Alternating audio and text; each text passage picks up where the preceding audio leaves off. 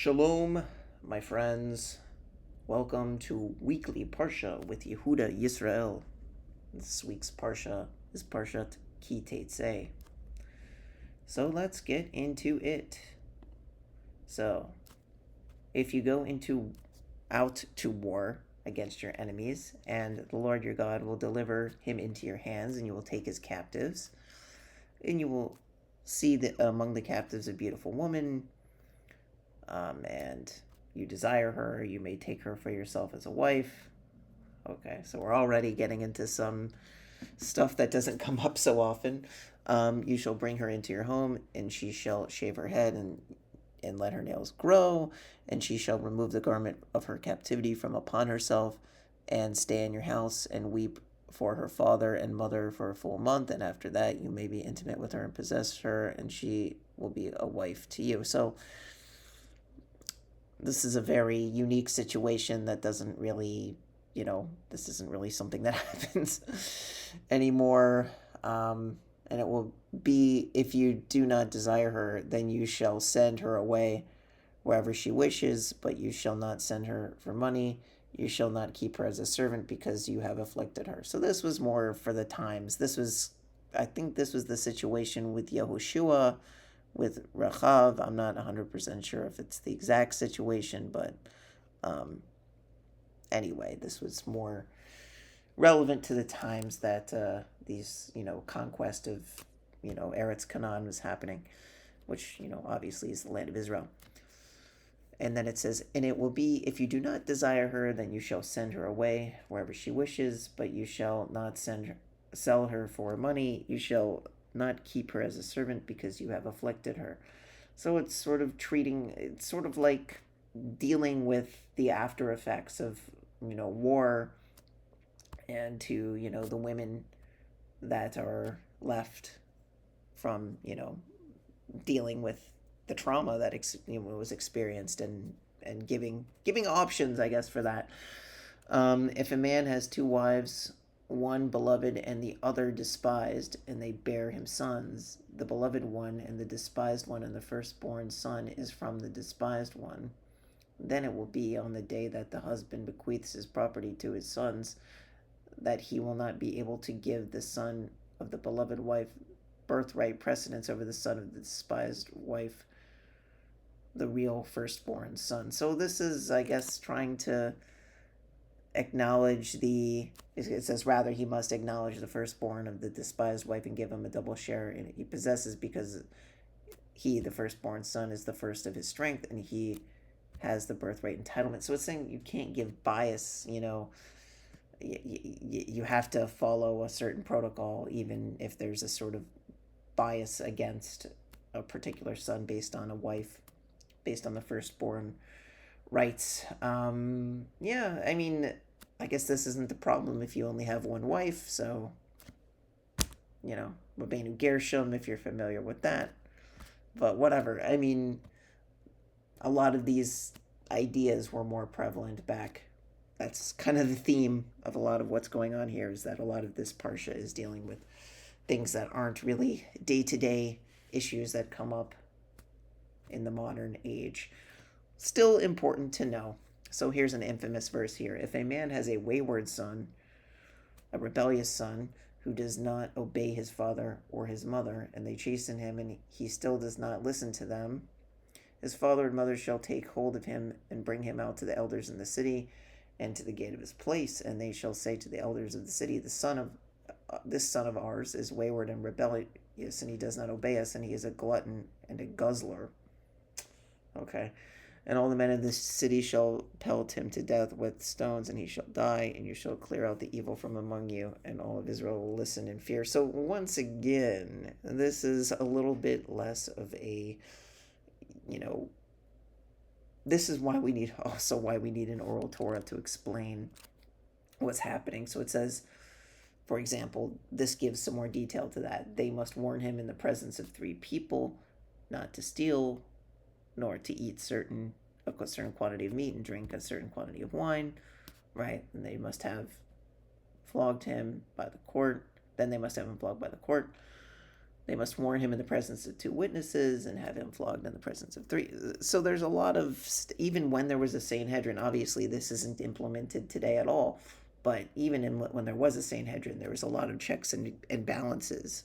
That's the point. And this is another reason why we need an oral Torah, and we always have had an oral Torah. If you want to see my videos on that, if you read Devarim out of context, you can really come to some weird conclusion. So that's why it's so important to have an oral Torah, which is the way it's always been. If a man commits a sin for which he is sentenced to death and he is put to death, you shall hang him on a pole. But you shall not leave his body on the pole overnight. Rather, you shall bury him on the same day, for hanging a human corpse is a blasphemy of God, and you shall not defile your land, which the Lord your God has given to you as an inheritance, right? We have funerals, right, the next day, very typically in Jewish circles. Okay, Deuteronomy 22. This is a unique chapter. You'll see why. It's going to solve an argument that Jews have with Christians definitively, and I don't know why it's not brought up more often in the counter-missionary community. It's going to address the Alma Betulah debate definitively, okay? You shall not see your brother's ox or sheep straying and ignore them. Rather, you shall return them to your brother. But if your brother is not near you, or if you do not know him, you shall bring it into your house, and it shall be with you until your brother seeks it out, whereupon you shall return it to him. So shall you do with his donkey, so shall you do with his garment, so shall you do with any lost article of your brother which he has lost and you have found. You shall not ignore it. It's not finders keepers, right? You shall not see your brother's donkey or his ox fallen under its load on the road and ignore them. Rather, you shall pick it up the load with him. A man's attire shall not be on a woman, nor may a man wear a woman's garment, because whoever does these things is an abomination to the Lord your God. If a bird's nest chances before you on the road, on any tree or on the ground, and it contains fledglings or eggs, if the mother is sitting upon the fledglings or upon the eggs, you shall not take the mother upon the young. You shall send away the mother. Okay, this is the Shluach HaKen. This is a famous mitzvah. And then you shall take the young for yourself in order that it should be good for you, and you should lengthen your days, right? This is the idea. You'll have a long life if you do this mitzvah of sending away the mother bird. So people look for opportunities to do that. Anyway. When you build a new house, you shall make a guardrail upon your roof. Oh, this is a big pasuk. Okay. And it says, so that you shall not cause blood to be spilled in your house, that the one who falls should fall from it, right? So a lot of people use this as an argument to say that you should build a fence around the Torah, right? So that you don't commit any sort of sins, like surrounding, just to help keep us from doing, some sort of sin. So that's why you have the chumras, in rabbinic tradition to try and prevent us from actually doing the sin. Yeah. Anyway, I know it's not the most one-to-one argument, but that's what a lot of people, I've heard people use this pasuk as an idea to support the idea of chumras, or fences around the Torah. Like I said, it's not the best argument in the world for this, but practically it makes sense that, you want to guard the Torah so that you don't commit sins. So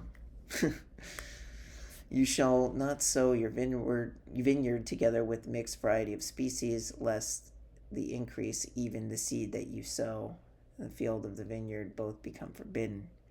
Right? So, kilayim, right? I think this is discussed more in the Mishnah in very big detail. You shall not plow an ox and a donkey together. Not allowed in mix them together, I guess. You shall not wear a mixture of wool and linen together, right? Shotness, as this is known. Shotness, right? So to this day, Jews observe this mitzvah. We do not wear wool and linen together, and there's certain experts in this field that will put your fabric under, your clothing, your begadim under the microscope to really look for any of this, these materials that might do this. I think the exception might be the Kohen Gadol. I think the Kohen Gadol might wear something with wool and linen, but for the average person, you're not allowed to do that. So yes, it's very similar, to like laws of kosher, right? We have to make sure that our clothes are kosher so that we don't have wool and linen mixed together. You shall make yourself twisted threads on the four corners of your garment, which you cover yourself, right? This is the tzitzit idea. Great. Yeah, it says even from a mixture of wool and linen. For this reason, Scripture juxtaposes them from, these two commandments, shatnez and tzitzit. If a man takes a wife, okay, here's the part where we're getting into Betulah versus Alma for the word virgin, right, in Hebrew. If a man takes a wife, is intimate with her, and despises her, and he makes libelous charges against her, and gives her a bad name, saying, I took this woman, and when I came to her, I did not find any evidence of virginity for her. So this context is very clearly speaking about sexual intercourse and the physical state of virginity. There's no ambiguity here, okay? Now, if the word for virgin was, going to be used here in Hebrew, this would be contextually, right, the Alma Betulah debate about Isaiah 7:14, which word actually means virgin. Guess what word is used here? It's not Alma. It's Betulim. That is the word that is used for evidence of virginity. So contextually, right, this, and we're going to keep reading, you're going to see it's even more obvious. Then the girl's father and mother shall obtain evidence of the girl's virginity. What is the Hebrew word here? Once again, Betulah. It is once again a form of the word Betulah, not Alma. You will not find the word Alma anywhere in this passage discussing the virginity of the girl, of the woman, of the wife. Nowhere. So what does that tell you about Isaiah 7:14? Which word would be more appropriate to use? Clearly, Betulah would be the word if we're really concerned about the girl's virginity. Alma really isn't. Like, this is positive evidence for the rabbinic side of the argument that Betulah would be the better word if virginity was so important. It's not like some ambiguous passage, even, when the one about Proverbs comes up, and Proverbs 30 or something, right? This is an even better argument for us, right? You don't have to argue about whether or not it's speaking about the Alma was a virgin or not. Who cares? This clearly says that Betulah is the better word to use for specifically virginity. Alma is a more ambiguous word. So if Isaiah was so concerned, he would have used Betulah. That's very clear from this passage. And take it out to the elders of the city to the gate, and the girl's father will say to the elders, I gave my daughter to this man as a wife, and he despised her. And behold, he made libelous charges, saying, I did not find evidence of your daughter's virginity. Once again, Betulim, Alma is nowhere to be found. But this is the evidence of my daughter's virginity. Once again, Betulah. No Alma. And they shall spread the garment before the elders of the city, and the elders of that city shall take that man and chasten him, and they shall fine him 100 shekels of silver, because he defamed a virgin. Oh, it says virgin, right? Actually, right, in Israel, and it should be given to the girl's father, right? Yeah, it says Betulat, virgin of Israel, Betulat Yisrael. Where's Alma, my Christian friends? Where, if Alma was such a better word to use for virginity for Isaiah, right? You'd be like, 9 times, it's never used. We can use the Proverbs one, which Christians always whine about how it doesn't. This is the nail in the coffin contextually for the Christian argument that Alma would be the better word, because if it were the better word, then it would be here when it's talking about virginity explicitly. It's not. Betulah is the better word for virginity. If Isaiah was so concerned with virginity of Isaiah 7:14, he would have used the word Betulah. This proves it. No way around it, Christians. And she shall be his wife, and he shall not send her away all the days of his life. But if this matter is true indeed, and there's no evidence of the girl's virginity, Betulim, once again, was found. It even uses the word na'ara, right? When you have Rebecca, and she's described as na'ara, she's described as Betulah and Alma. So you really don't get anywhere with that in Genesis when, because she's described as all those words. But this passage, we're not discussing anything but the status of the girl's virginity, and there is no Alma to be found. They shall take the girl out to the entrance of her father's house, and the men of the city shall pelt her with stones, and she shall die. And if she did a disgraceful thing in Israel to commit adultery in her father's house, so you shall clear away the evil from among you. Harsh punishment. If a man is found lying with a married woman, even both of them shall die. The man lying with the woman, and you shall clear away the evil from Israel. If there is a virgin, once again, using the word Betulah, betrothed to a man, and another man finds her in the city and lies with her, you shall take them both out to the gate of the city, and you shall pelt them with stones. They shall die, the girl, because she did not cry out, even though she was in the city. This is a harsh one. It's hard to translate to today. And the man, because he violated his neighbor's wife, so you shall clear away the evil from among you. It's a tough one, I know. But if a man finds the betrothed girl in the field, and the man overpowers her and lies with her, then only the man who lay with her shall die. Whereas to the girl, you shall do nothing to the girl, as she did not commit a sin deserving death. For just as a man rises up against his fellow and murders him, so is the case. Because he found her in the field, the betrothed girl had cried out, but there was no one to save her. Okay, I guess it's a field. There's no way there's people around, right? If a man finds a virgin girl, once again, Betulah, who was not betrothed, and seizes her and lies with her, and they are found, the man who lay with her shall give 50 shekels of silver to the girl's father, and she shall become his wife, because he violated her. He shall not send her away all the days of his life. Okay, so obviously these are things that don't necessarily translate to today in terms of practical application, but they set as a foundation for the times that they were made, and set as a reminder for there was a decorum of how to deal with these sorts of things. Once again, though, Christians, if Alma was the better word for virgin, why is it nowhere found in Deuteronomy 22 when the subject is explicitly speaking about virginity?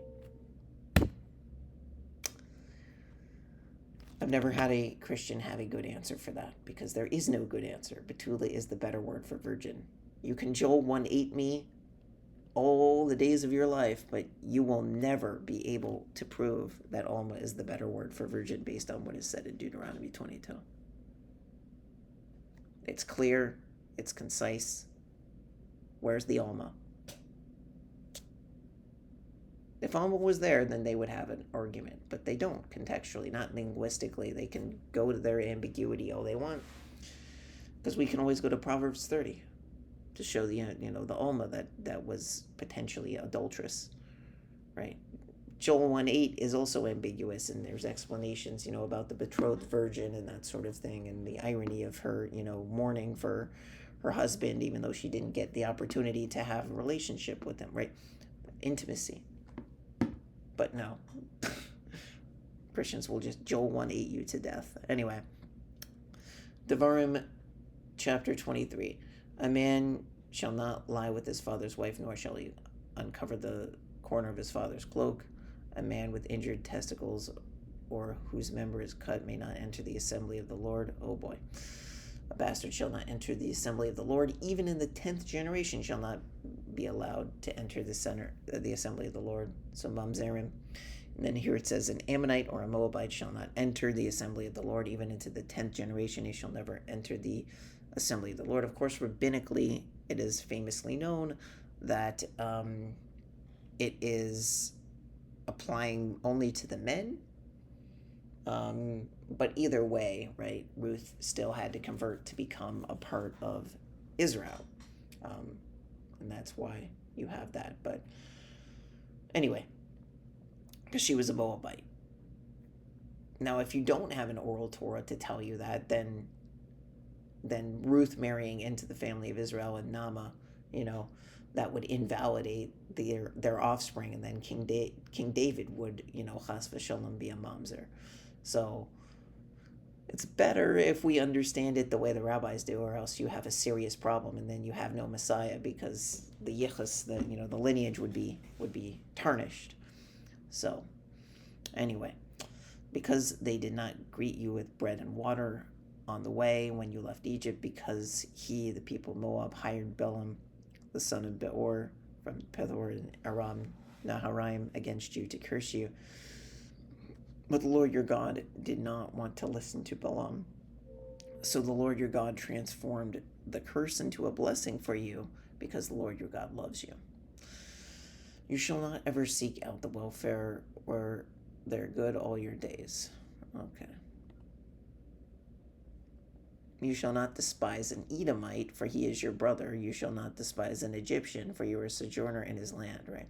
So you have a lot of these silly people thinking that they're Hebrew Israelites based on their color of their skin, who we're speaking about, who go around saying Edomite, Edomite, Edomite, and they have they could just as well be Edomites as anyone else. It does not say that Edomites must be a particular skin color, and it does not say that Israelites must be a particular skin color. So anybody wanting to play that stupid game can read this passage and recognize that there is no definition of a Jew or an Israelite or a Hebrew or an Edomite based on skin color. So please stop saying nonsense. Children who are born to them in the 3rd generation may enter the assembly of the Lord. So even if there were Edomite converts or whatever, they would still be a part of Israel, and there wouldn't be any problem with that if they legitimately converted. And when a camp goes out against your enemies, you shall beware of everything evil. If there is among you a man who is unclean because of a nocturnal emission, he shall go outside of the camp, and he shall not come within the camp. And it shall be towards the evening he shall bathe in water, and when the sun sets he may come within the camp. And if you have a designated place outside the camp, so that you will go there to use it as a privy, and you shall keep a stake in addition to your weapons, it shall be that when you sit down outside to relieve yourself, you shall dig it, and you shall return to cover your excrement. This is very specific.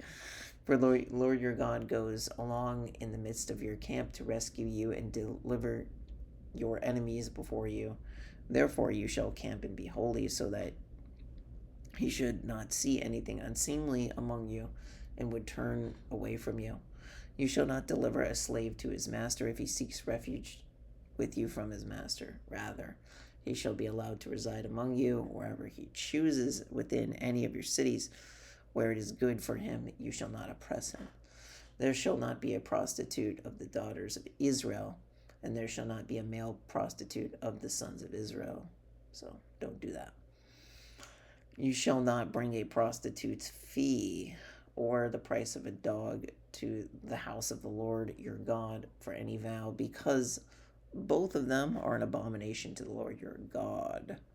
You shall not give interest to your brother, whether it be interest on money, interest on food, or interest on any other item for which interest is normally taken. Ribis. That's a fun word to say.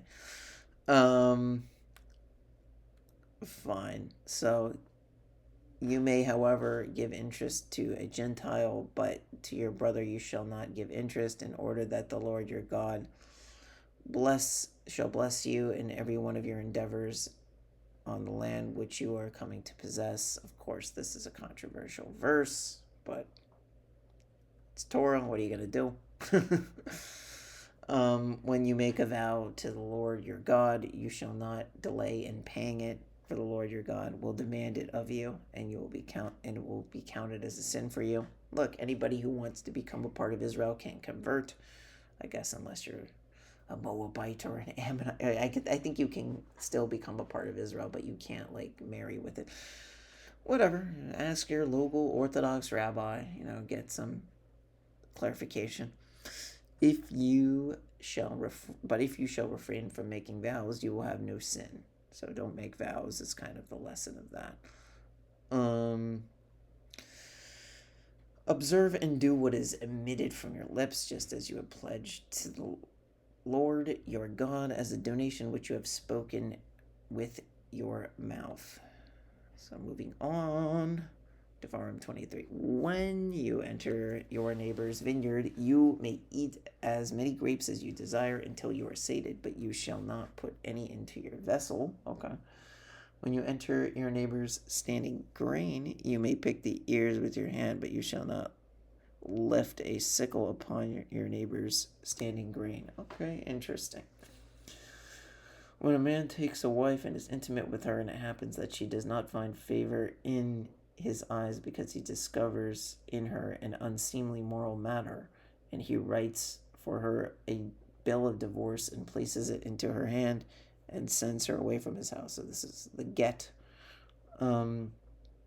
And she leaves his house and goes and marries another man. If the latter husband hates her and writes for her a bill of divorce, and she places it into her hand and sends her away from his house, and if the latter husband who took her as a wife dies, her first husband who had sent her away may not take her again to be his wife, because since she was defiled to him, for that is an abomination before the Lord. You shall not bring sin into the land the Lord your God gives you for an inheritance. So basically what it's saying is you're not allowed to marry. Jews are not allowed to marry somebody and then get a divorce from them, and then if they get married to somebody else in between that time, and then let's say they have another divorce, then they can't go back to their original husband or wife, right? So you can't have a marriage in between and then go back to your original spouse who you originally divorced. So if you're going to divorce, don't remarry somebody else if you really feel like there's a chance of reconciling, because if you marry somebody else under Jewish law, you can't go back to your first husband or wife. So here it is. Deuteronomy 24. When a man takes a new wife, he shall not go out into the army, nor shall he be subjected to anything associated with it. He shall remain free from his home for 1 year and delight his wife whom he has taken. One shall not take the lower or upper millstone as a security loan, because he is taking a life as security. If a man is discovered kidnapping any person from among his brothers of the children of Israel and treats him as a slave and sells him, that thief shall die, so that you shall clear out the evil from among you. No kidnapping. Be cautious regarding the legion of Tzara, to observe meticulously, and you shall do according to all that the Levite priests instruct you, as I have commanded them. Shall you observe to do. Remember what the Lord your God did to Miriam in the way when you went out of Egypt, right? They talked about lashon hara, right? Don't speak badly about others. When you lend your fellow Jew, I guess the idea is that you will get sorrow from doing that. I guess it's more of a spiritual sense today. When you lend your fellow Jew any item, you shall not enter his home to take his security. You shall stand outside. The man to whom you are extending the loan shall bring security to you outside. And if he is a poor man, you shall not lie down to sleep with his security.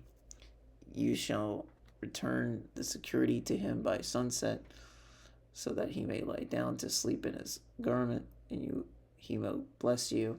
He will bless you, and it will be counted for you as merit before the Lord your God. Interesting. Okay. Yeah. It's giving you incentive to be kind. You shall not withhold the wages of a poor or destitute hired workers of your brothers, or hired worker of your brothers, or of your strangers who are in the land within your cities.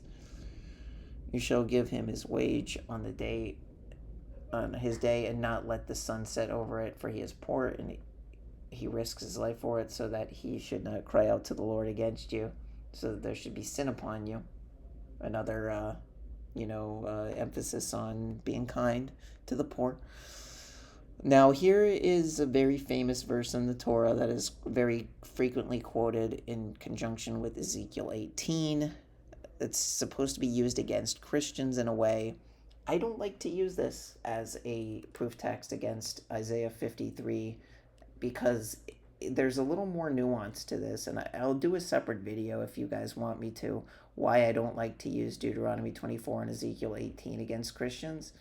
But anyway, the verse says, fathers shall not be put to death because of sons, nor shall sons be put to death because of fathers. Each man shall be put to death for his own transgression. So this gets a little complicated because the word that is used, right, you have chet, you have, avon, you have pesha. There's different Hebrew words for sin. There's also another, one of the Yud Gimel Midot, the 13 attributes of God, right? I think it's in Exodus 33 when it says that God visits the sin of the fathers, to the sons from the third and fourth generations on. So how do you reconcile that, right? So I can do a separate video, but that's why I don't like to use this as a proof text against the Christian understanding of, because you do have this idea of the death of the righteous atones for sin. You do have the idea of, you can inherit sin from your fathers, in a sense, for a certain period of time. And then it's also dependent on whether or not the sons repent of their father's actions, right? So it says, by the testimony of their sons. But if you say that it means that the fathers shall not be put to death because of the sins of their sons, it has already been stated, each man shall be put to death for his own transgression. However, one who is not yet a man may die on account of his father's transgressions. Therefore, minors may die at the hands of heaven on account of their parents' sins. See, it's not as simple as, what a lot of people like to make it, even in the counter-missionary community. So I like to be sensitive to that because I don't want people to accuse us of, distorting the rabbis, say, just to get an argument, against the Christians. We want to represent Rabbinic Judaism accurately. And ultimately, this is what the Torah says. You have to be able to reconcile the ideas without, making something not fit just for the sake of an argument. So you shall not pervert the judgment of a stranger or an orphan, and you shall not take a widow's garment as a security for a loan. You shall remember that you were a slave in Egypt, and that the Lord your God redeemed you from there. Therefore, I command you to do this thing. When you reap your harvest in your field and forget a sheaf on the field, you shall not go back and take it. It shall be left for the stranger, the orphan, and the widow, so that the Lord your God will bless you in all that you do. And when you beat your olive tree, you shall not deglorify it by picking all its fruit after you. It shall be left for the stranger, the orphan, and the widow. And when you pick grapes of your vineyard you shall not glean after you. It shall be left for the stranger, the orphan, and the widow. You shall remember that you were a slave in the land of Egypt. Therefore I command you do this thing. If there is a quarrel between men, and they approach the tribunal, and the judges judge them, and they acquit the innocent one and condemn the guilty one, and it shall be if the guilty one has incurred the penalty of lashes, the judge shall make him lean over and flog him in front of him, commensurate with his crime in number. He shall flog him with 40 lashes, and he shall not exceed, and lest he give him much more severe flogging than these 40 lashes, and your brother will be degraded before your eyes. You shall not muzzle an axe when it is threshing the grain. If brothers reside together and one of them dies having no son, the dead man's wife shall not marry an outsider. Rather, her husband's brother shall be intimate with her, making her a wife for himself, thus performing the obligation of a husband's brother with her. This is Yibum, as known. It was something, I guess, that was practiced even during the times of Joseph and his brothers. And it will be that the eldest brother who performs the levirate marriage, if that's also known as Yibum, if she can bear, will succeed in the name of his deceased brother, so that this deceased brother's name shall not be obliterated from Israel. But if the man does not wish to take his brother's wife, the brother's wife shall go up into the gate to the elders and say, my husband's brother has refused to perpetuate his brother's name in Israel. He does not wish to perform the obligation of a husband's brother with me. Then the elders of the city shall speak to him, and he shall stand up and say, I do not wish to take her. So there's a choice involved here, I guess. And his brother's wife shall approach him before the eyes of the elders and remove his shoe from his foot, and he shall spit before his face and answer him and say, thus shall be done to the man who will not build up his brother's household. I think this is actually done to this day. Betulah, I think they call it. Yeah. So anyway, chalitza, sorry, I said it wrong. Chalitza, v'chaltza, yeah, I was trying to look for the word. Chalitza. Did I say Hatzalah? That's the what's it called? The emergency task force. Anyway, Chalitza, yes. And that family shall be called in Israel the family of one whose shoe was removed. If two men, a man and his brother, are fighting together, and the wife of one of them approaches to rescue her husband from his assailant, and she stretches forth her hand and grabs hold of his private parts, you shall cut off her hand. You shall have no pity. That is a very specific thing. I don't know exactly where that's coming from. You shall not keep in your pouch two different weights, one large and one small. What is this? Neged keneged mida, I think they call this. You shall not... Mida keneged mida. Sorry, I sometimes flip this around. You shall not keep in your house two different ephah measures, one large and one small. Rather, you shall have a full and honest weight and a full and honest measure ephah, in order that your days will be prolonged on the land which the Lord your God gives you. So, make sure you have equal weights and measures. For whoever does these things, who perpetuates such injustice, is an abomination to the Lord your God. You shall remember what Amalek did to you on your way when you left Egypt. This is one of the remembrances, commandments. How he happened upon you on the way and cut off all the stragglers at your rear when you were faint and weary, and he did not fear God. Therefore, it will be when the Lord your God grants you respite from all your enemies around you, in the land which the Lord your God gives you as an inheritance to possess, that you shall obliterate the remembrance of Amalek from beneath the heavens. You shall not forget. That's what we do on Purim every year. We don't forget what Amalek tried to do to us then, and we don't forget what Amalek tried to do to us in the Torah. And when Mashiach comes, we will be rid of Amalek for good. So I hope that this video has been a blessing to you all. Shalom Aleichem.